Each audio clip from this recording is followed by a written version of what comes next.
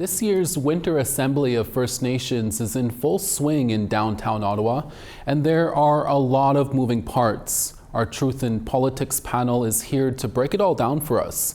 Negon Sinclair is a Winnipeg Free Press columnist, and Jennifer Leywitz is the CEO of Pasquale Strategies.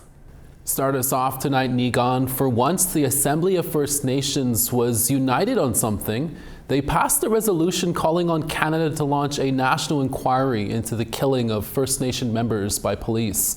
What's your take on that? There's certainly evidence that there's a systemic problem. The problem really is that police forces are reactive and they are ground zero for a long series of issues around colonialism, institutional racism, involving a belief within the country that Indigenous peoples don't matter. So what ends up happening is that we chronically under support, under educate, and then of course put police officers in situations in which they just can't handle it. They don't know how to handle with the kind of care and consideration and cultural context that's necessary to be able to deal with so many of these situations. What ends up happening is they shoot first, ask questions later. And the problem is ultimately that policing has a serious systemic problem, but it's also a larger issue in terms of governments of understanding what policing is supposed to be doing. Our way of doing policing in our traditional communities would be proactive, not reactive. And that's the main fundamental problem with policing. Jennifer, do you think an inquiry is the right way to go after all? Millions of dollars were spent on inquiries into residential schools and murdered and missing women, and those problems have not gone away.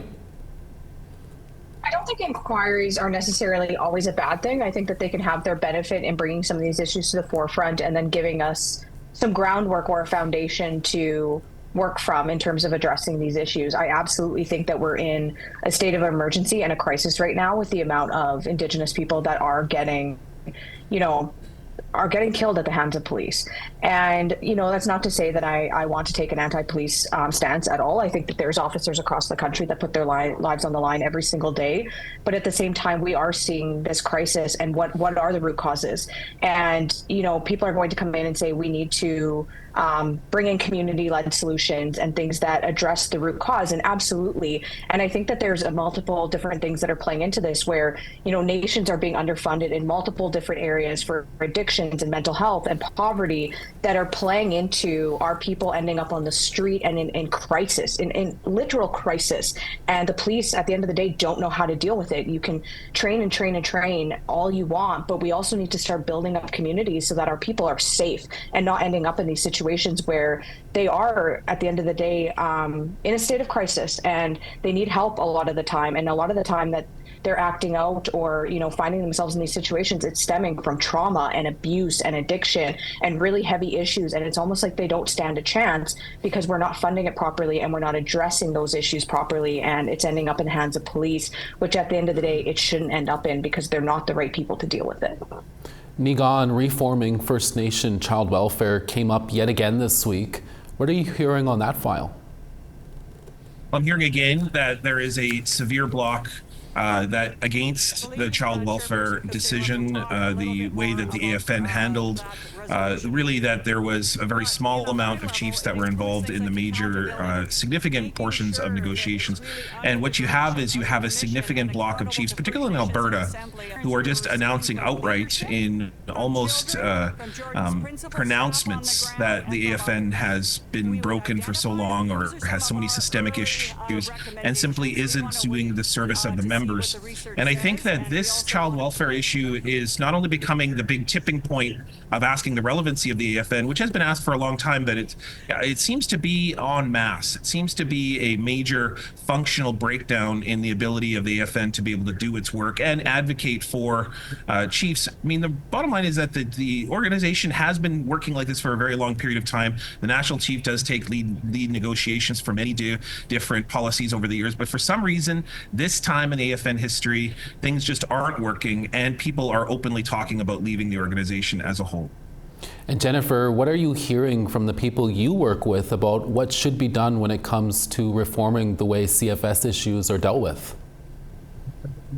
You know, what I saw after the AFN assembly in Calgary on the long-term child welfare reform, and speaking to some of the nations and the chiefs that I work with on a daily basis, is there was a lot of confusion and frustration around child welfare being at the forefront right now of the conversations, but in such an urgent way. Obviously, we know that we want to get this autonomy and jurisdiction fully back, which we have through C92, but then also get the proper funding. And what I saw in Calgary, to be honest with you, really upset me. And I made a post on LinkedIn about this last night, that I genuinely don't think that the AFN is as effective as we initially thought it would be or could be. I think that right now we're seeing a lot of, political components being worked into this.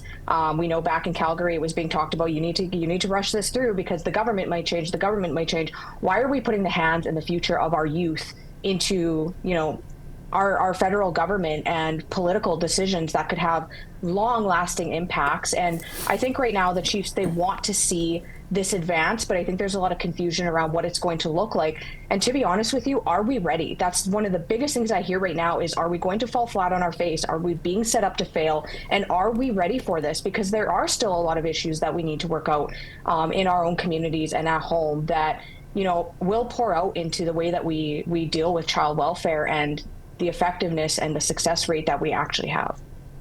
That's all the time we have. Thank you both for joining us, Nigan and Jennifer. Much.